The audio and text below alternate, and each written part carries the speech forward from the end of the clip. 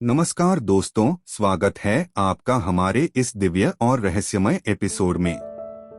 आज हम बात करने वाले हैं दुनिया के सबसे अनोखे मंदिर, भारत के 4 धामों में से एक जगन्नाथपुरी की।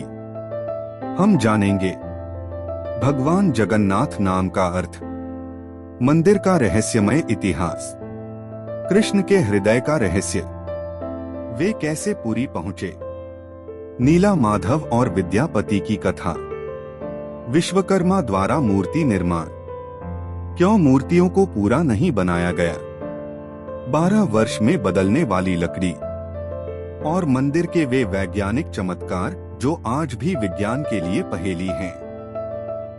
तो चलिए यात्रा शुरू करते हैं। जगन्नाथ 2 शब्दों से बना है। जग संसार, नाथ स्वामी, यानी जगन्नाथ का अर्थ है संसार के स्वामी।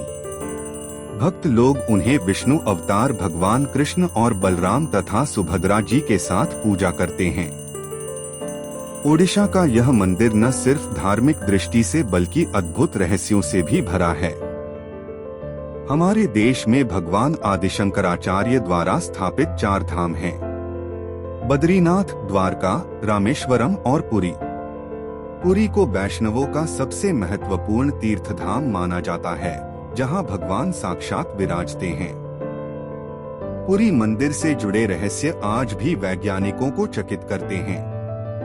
मंदिर के ऊपर लगा ध्वज हवा की दिशा के विपरीत लहराता है।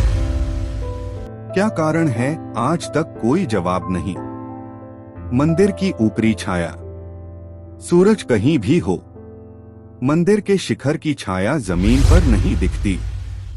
दुनिया का कोई भी मंदिर, इमारत या मीनार खाली नहीं छूटता, लेकिन पुरी मंदिर की चोटी पर आज तक एक भी पक्षी बैठते नहीं देखा गया।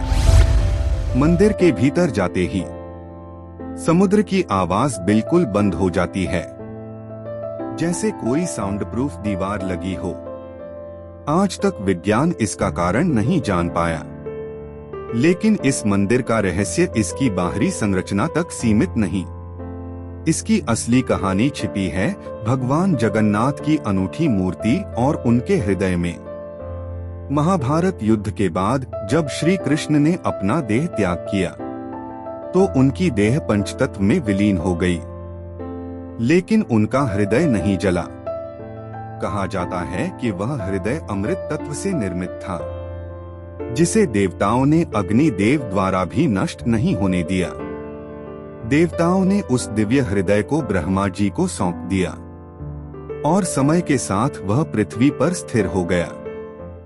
बाद में यह हृदय महानदी में तैरते हुए ओडिशा पहुंचा, जहां स्थानीय जनजाति के प्रभु भक्तों ने उसे खोज निकाला। यही हृदय आज भी जगन्नाथ की मूर्ति के भीतर ब्रह्मा पदार्थ के रूप में सुरक्षित है।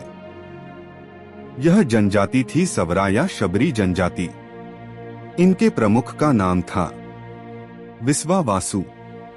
वे एक घने जंगल में नीला माधव नाम से भगवान की गुप्त रूप से पूजा करते थे। कहा जाता है नीला माधव वास्तव में वही दिव्य पत्थर थे जिसमें कृष्ण का हृदय स्थित था। पुरी के राजा थे महाराज इंद्रद्युम्न, अत्यंत धार्मिक, सत्यप्रिय और कृष्ण के भक्त।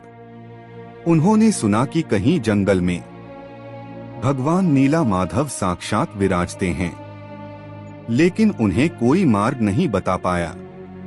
तब राजा ने एक संदेशवाहक भेजा, विद्यापति। विद्यापति बुद्धिमान, तपस्वी और भक्त थे। उन्होंने महीनों खोज की और अंततः पहुंच गए जनजाति प्रमुख विश्वावासु के पास। विश्वावासु नीला माधव की पूजा गुप्त रूप से करते थे और चाहते थे कोई बाहरी मनुष्य इसका पता न लगा सके। लेकिन भगवान की इच्छा से विद्यापति उनके घर अतिथि बनकर आए। विश्वावासु उनकी भक्ति से प्रभावित हुए और नीला माधव के दर्शन कराने को तैयार हुए, लेकिन आंखों पर पट्टी बांधकर विद्यापति को कंधे पर बैठाकर विश्वावासु रात में निकले। लेकिन विद्यापति बहुत चतुर थे। उन्होंने पैरों से रास्ते में सरसों के दाने गिराते चले ताकि वापसी में रास्ता मिल जाए। कुछ ही देर में विद्यापति ने पहली बार देखा साक्षात नीला माधव का दिव्य रूप। वह अपूर्व तेज से आलोकित था। विद्यापति धन्य हो गए। विद्यापति ने लौटकर पूरी कहानी सुनाई। राजा इंद्रद्युम्न ने संकल्प लिया, मैं उस स्थान पर एक महान मंदिर बनाऊंगा और जगन्नाथ प्रभु स्थिर रूप से बसेंगे। लेकिन जब राजा सेना और साधुओं के साथ वहां पहुंचे, नीला माधव का चमत्कार मूर्ति गायब। विश्वावासु भी रो पड़े। राजा निराश थे। तभी आकाशवाणी हुई, राजन, प्रभु समुद्र के रास्ते दिव्य लकड़ी से नव मूर्तियों में प्रकट होंगे। राजा ने तुरंत तट से भव्य मंदिर निर्माण शुरू करवाया। मूर्तियां बनाने के लिए स्वर्ग के शिल्पकार विश्वकर्मा जी स्वयं ब्राह्मण के रूप में आए। उन्होंने कहा, मैं 21 दिनों में मूर्तियां तराश दूंगा, लेकिन एक शर्त है, दरवाजा न खोला जाए। यदि खोला मैं चला जाऊंगा और काम अधूरा रह जाएगा। राजा ने स्वीकार किया। दिन बीतते गए। अंदर से छैनी और हथौड़े की आवाज आती, लेकिन 14वें दिन आवाजें बंद हो गईं। रानी चिंता में रोने लगी। अगर ब्राह्मण को कुछ हो गया तो?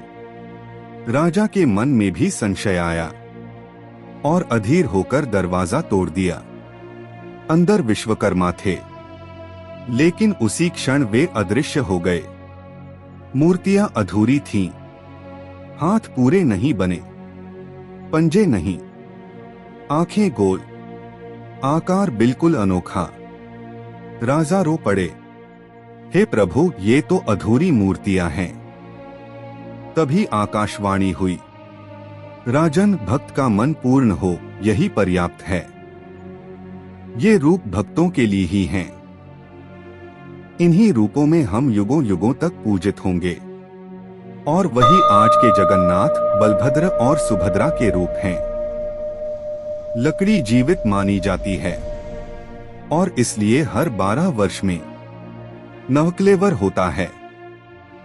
पुरानी लकड़ी बदली जाती है, नई लकड़ी से मूर्तियां बनती हैं और ब्रह्मा तत्व अर्थात कृष्ण का हृदय गुप्त अनुष्ठान में नई मूर्ति में स्थानांतरित किया जाता है। यह दुनिया की सबसे रहस्यमय धार्मिक प्रक्रिया है। 11 दिन मंदिर में पूर्ण अंधेरा, कोई रोशनी नहीं, कोई आवाज नहीं, केवल पुजारी और चुने हुए दंडी स्वामी। इतना गुप्त कि आज तक किसी ने भी वह ब्रह्मा तत्व नहीं देखा। नवकलेवर के समय मंदिर के द्वार बंद, अंदर पूर्ण अंधेरा।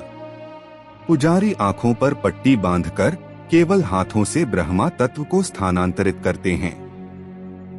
जिसने उस दिव्य ब्रह्मा तत्व को प्रत्यक्ष देख लिया, वह संसार में जीवित नहीं रह सकता। यह प्रथा महाभारत काल से आज तक चली आ रही है। रथ यात्रा हजारों वर्षों से मनाई जाती रही है। भगवान जगन्नाथ को विष्णु और कृष्ण का ही रूप माना जाता है। कहा जाता है कि जब मथुरा से वृंदावन जाने के समय गोकुलवासियों ने श्री कृष्ण से मिलने की इच्छा व्यक्त की, तब कृष्ण ने वचन दिया कि वे हर वर्ष उनके पास आएंगे। इसलिए जगन्नाथ मंदिर में प्रतिवर्ष भगवान अपने भक्तों से मिलने यानी जन समुदाय में आने के लिए अपने रथ पर सवार होकर बाहर निकलते हैं। पूरे वर्ष भगवान मंदिर के अंदर रहते हैं और केवल पुरोहित ही उन्हें देख पाते हैं।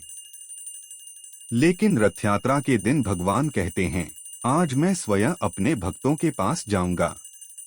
इसलिए भगवान मंदिर से बाहर निकलकर विशाल रथों पर बैठते हैं। अगर आपको वीडियो पसंद आया हो तो लाइक, शेयर और सब्सक्राइब करना मत भूलिएगा।